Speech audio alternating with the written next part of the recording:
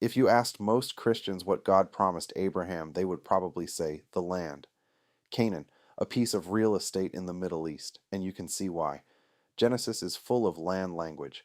God brings Abraham into the land, tells him to look north, south, east, and west, and says that all of it will belong to him and to his seed. But there is a problem. Abraham died without owning any of it. Stephen says this plainly in Acts 7. God gave him no inheritance in it, not even enough to set his foot on.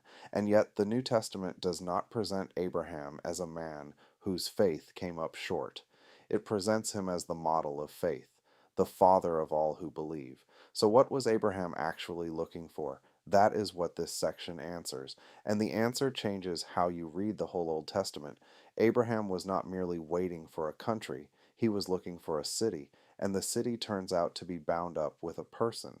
What follows is an excerpt from the audiobook The Everlasting Covenant. 5. Abraham's own witness, the heavenly city, and the typological sanctuary. Before we come to the explicit statement of Hebrews 11, it is worth pausing over the patriarchal narratives themselves. The heavenly orientation Hebrews names is not an orientation Hebrews invents.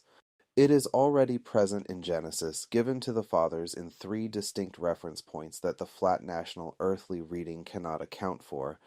The first is the Enoch background. Abraham is not an untrained nomad encountering God with no conceptual apparatus for the heavenly. By the chronology of Genesis, he is a contemporary of Noah. Noah dies the year of the covenant of circumcision, and Shem outlives him. The pre-flood world is not mythology to Abraham. It is recent family history, accessible through men he could have spoken with, and in that history stood Enoch, the man who walked with God and was not, for God took him. Genesis 5, verse 24. Abraham knew the precedent. A human life could end not in death, but in God taking the man directly into the heavenly realm. That possibility was already lodged in the patriarchal consciousness before Abraham ever left Ur. Combined with the intellectual formation Ur supplied, the abstract categories, the cosmological training, the priestly conceptual framework, Abraham arrives at the covenant ceremony of Genesis 15 as a man equipped to handle heavenly realities, not merely to receive a land grant. The second is the stars of heaven. When God brings Abram outside and tells him to look now toward heaven and tell the stars, so shall thy seed be, Genesis 15 verse 5, the earthly counterpart follows only later at Genesis 22, verse 17, as the sand upon the seashore. 2 multiplications, 2 spheres, and the stars come first. The significance of this is sharpened by what Paul tells us Abraham was actually reckoning with. He believed God who quickens the dead and calls those things which be not as though they were, considered not his own body now dead, neither yet the deadness of Sarah's womb. Romans 4 verses 17 through 19. The promise could not be read as mere numerical multiplication because the mechanism was impossible by natural means. God had to impart life where there was none. Resurrection principle is already operating in Abraham's faith, and it is tied to a heavenly reference point. The stars were not primarily about count. They were about the sphere in which the impossible seed would finally be realized, a sphere Paul later names plainly when he distinguishes celestial bodies from terrestrial, the heavenly man from the earthly, and the heavenly image into which the sons will be conformed. 1 Corinthians 15, verses 40 through 49. Abraham had the picture. Paul names what the picture was always pointing toward. The third is Jacob at Bethel.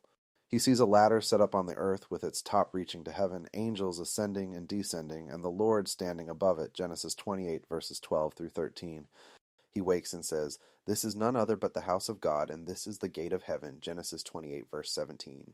Jacob sees the structure, a joining point between the 2 realms, though he does not yet know the name of what he saw. Jesus supplies it in John 1 verse 51, "Hereafter ye shall see heaven open, and the angels of God ascending and descending upon the Son of Man." Jacob saw the ladder. Christ is the ladder. The patriarchal narrative itself is already telling us that the covenant's orientation is heaven and earth joined, mediated through a person, not earth as the terminus. 3 heavenly reference points, one for each patriarch in the covenantal line: Abraham's Enoch inheritance, the stars of the heaven, and Bethel. The Spirit of Christ was in the prophets, testifying beforehand of the sufferings of Christ and the glory to follow, 1 Peter 1 verse 11, and Abraham is called a prophet, Genesis 20 verse 7. He had a century of walking with God, meditating on the ram in the thicket, on Isaac's 3-day journey to Moriah and back, on what it meant that God would provide himself a lamb. The heavenly orientation Hebrews 11 describes is not an imposition on an otherwise earthly text. It is the naming of what the Spirit had been building in the patriarchs all along. With that in place, the statement in Hebrews 11 reads as confirmation rather than innovation. The author tells us that Abraham looked for a city which hath foundations, whose builder and maker is God.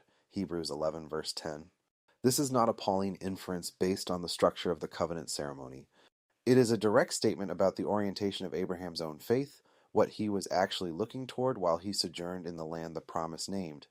Unless this be taken as an isolated remark, the broader context of Hebrews 11 makes it a general characterization of the patriarchs. These all died in faith, not having received the promises, but having seen them afar off, and were persuaded of them, and embraced them, and confessed that they were strangers and pilgrims on the earth. Hebrews 11 verse 13. The confession of being strangers and pilgrims is not the sigh of men who expected the land and were disappointed. It is the stance of men who understood that the land was not the destination.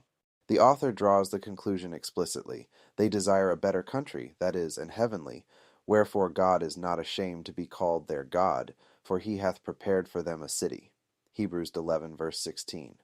The city God prepared for Abraham is the New Jerusalem, the very city John sees descending from heaven in Revelation 21. Abraham was not waiting for Canaan. He was waiting for that. Acts 7 verse 5 sharpens the point to a fine edge. Stephen, in his history lesson before the Sanhedrin, states plainly that God gave him none inheritance in it, no, not so much as to set his foot on, and yet Abraham believed. If the land were the substance of the promise, Abraham died, having received nothing. But the New Testament presents Abraham not as a man whose faith came up empty, but as the supreme model of faith. The only resolution is the one Hebrews supplies. Abraham understood the land as a type, a shadow, a pointer. He received the sign of the promise in Canaan and looked through it toward the city whose builder and maker is God. His faith was not misplaced. It was aimed at the right thing. The typological framework of Israel's worship confirms this from another perspective. When God commands Moses to construct the tabernacle, he is very clear about the connection between the earthly building and its heavenly prototype. See, saith he, that thou make all things according to the pattern showed to thee in the mount. Hebrews 8 verse 5, quoting X. The author of Hebrews draws the hermeneutical conclusion plainly. The Levitical priests serve unto the example and shadow of heavenly things. Hebrews 8 verse 5. The tabernacle, and by extension the temple, the sacrificial system, the land itself as the stage of Israel's national worship, was never the original. It was always a copy. The original is heavenly. This is not a novel insight of the author of Hebrews. It is embedded in the very structure of the Mosaic legislation itself, which demanded the pattern come from above before anything earthly could be built. The earthly sanctuary was intended from the start to point beyond itself. If the entire system of Israel's worship is a shadow of heavenly things, then the land in which that worship took place cannot be the substance of the promise. It is part of the same typological economy. The substance is what Moses saw on the mountain. The substance is the New Jerusalem. And the New Jerusalem is what the everlasting covenant, properly understood, was always pointing to. Not an extension of the Abrahamic promise, but its terminus. None of this negates the reality of the land under the new covenant. The millennial land allotments in Ezekiel 47-48 are literal, territorial, and function during the millennial kingdom. The typological interpretation proposed here is about the promise of the everlasting covenant, not the administration of the new covenant. In the context of the everlasting covenant, the land was never the substance. The New Jerusalem is. But in the context of the new covenant, the land is exactly the stage on which mortal Israel functions as a priestly nation among the nations, and its reality is guaranteed by Christ's indwelling presence in the people who inhabit it. The difference is between what the everlasting covenant was pointing to and what the new covenant administers. To confuse these is to make the amillennialist's mistake, merging the type with the antitype and removing the real, though temporary, administration that works between them. The millennium is real. The land is real. But neither is the destination. The destination is the city that Abraham was seeking. To say that Abraham looked for the city is to raise a further question that the covenantal argument cannot leave unanswered. What was he actually looking at? What did the city contain, and what did the typological economy that pointed toward it actually point toward? The New Testament's answer is not a place but a person, and the typological economy of Israel's worship was structured to point to him in three specific ways. The covenantal argument must pause here to examine those three ways, because what the everlasting covenant secures and what the Melchizedek priest now distributes can only be properly named once we have seen what the types were pointing to all along. But what was Abraham actually seeking? It was not simply a city far off. The typological economy of Israel's entire national life was structured around three frameworks that pointed with increasing specificity to one person: the good land as the realm of God's provision and inheritance, the Sabbath as the rest that remained when all work was completed, and the holiest of all as the place of direct access to God. The author of Hebrews does not treat these as outdated shadows to be discarded. He treats them as realities now accessible in Christ, types that have not been annulled but fulfilled upward into their substance. The good land serves in the Hebrews' argument as a figure of Christ himself, not merely the sphere Christ provides, but Christ as the inheritance. Canaan was the land of milk and honey, the broad place of abundance, the stage of God's provision, but the author's typological reading is exact. Joshua led the people into the land, yet the rest he gave them was not the rest that remained. Hebrews 4 verse 8. If the land had been the substance, Joshua would have completed the promise. He did not.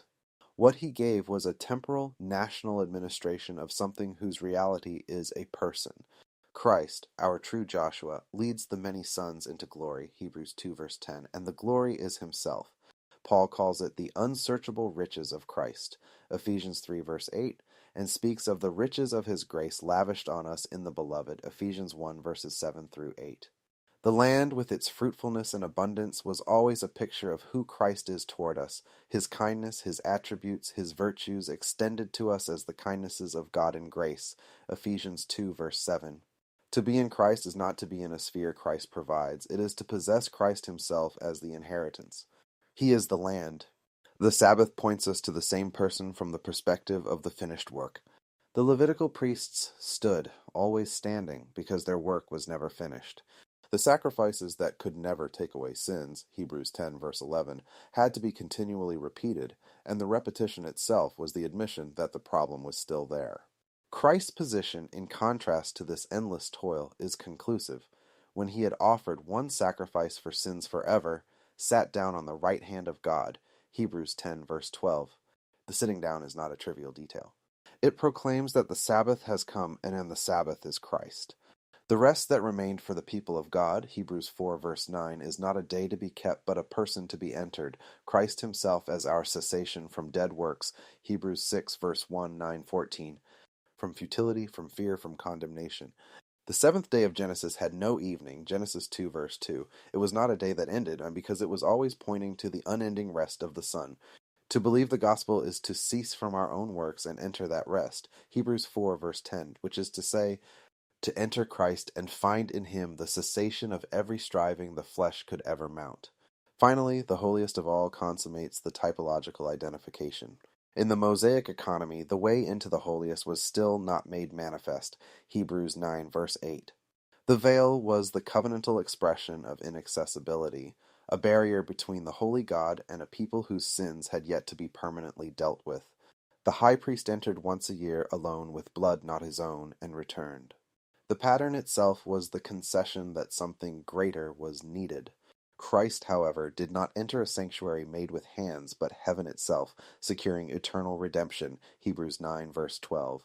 And through the torn veil of his flesh, he has opened a new and living way into the very presence of God, Hebrews 10 verses 19 through 20. But the point the author of Hebrews presses is not that Christ has opened the door to some other holy place. It is that Christ himself is the holiest. He is the veil torn. He is the access. He is the place where the believer stands in the presence of the Father. Direct communion with God is not a location we reach through Christ. It is Christ himself, indwelling by the Spirit, in whom the Father is known and sins are remembered no more. The relevance of this typological fulfillment to our current discussion is straightforward. These three buildings, land, Sabbath, holiest, are not three spheres Christ provides. They are Christ himself in three aspects. Christ as the inheritance, the unsearchable riches of grace and the kindnesses of God toward us, Christ as the rest, the cessation from dead works and the entrance into his finished labor, Christ as the access, the torn veil, through whom we stand unmediated before the Father in the Spirit. These were not new covenant provisions to be administered to Israel in the millennium. They were everlasting covenant realities, and the reality in every case is a person. The new covenant regulates mortal Israel's national life in the land during the millennial kingdom. It is an earthly, temporal, bilateral administration for a people still in mortality. But Christ as land, Christ as rest, and Christ as holiest are available now in the Spirit to every believer, because these things were secured not by the new covenant, but by the seed, ratified in Genesis 15 and activated through the death and resurrection of the heir. To possess Christ is to possess the everlasting covenant's whole inheritance, because he is it. If Christ himself is the substance of what the land, the Sabbath, and the holiest of all pointed toward, then the covenant that secures him to his people must be examined with corresponding care. The Abrahamic promise named the seed and the household. It did not yet specify in full the content of what the seed would do, what his relationship to the Father would be, or how the inheritance would be made unbreakable. The Davidic covenant extends and specifies the Abrahamic promise at exactly these points, and its specifications form the legal substance of what the Testament distributes. That was an excerpt from the Everlasting Covenant. The full audiobook, along with the written version it is drawn from, is available at ChristiansNeedTheGospel.com. The link is in the description.